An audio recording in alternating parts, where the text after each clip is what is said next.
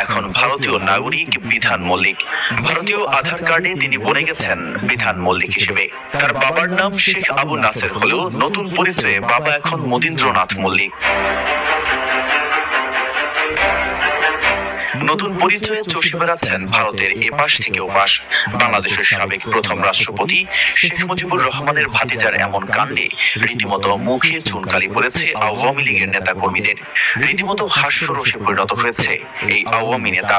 তবে শুধু শেখ জুয়েলই নন, একাধিক সূত্র জানিয়েছে দেশের অন্যতম প্রভাবশালী শেখ পরিবারের অনেক সদস্যই বর্তমানে ভারতীয় আধার কার্ড গ্রহণ করেছেন। শেখ জুয়েলের ভারতীয় আধার কার্ডের একটি কপি ইতিমধ্যেই আমাদের হাতে এসে পৌঁছেছে। 2018 সালে খুলনা 2 সংসদীয় আসন থেকে প্রথম সংসদ সদস্য নির্বাচিত হন শেখ সালাউদ্দিন। 2024 সালেও তিনি আওয়ামী লীগের মনোনয়নে সংসদ সদস্য নির্বাচিত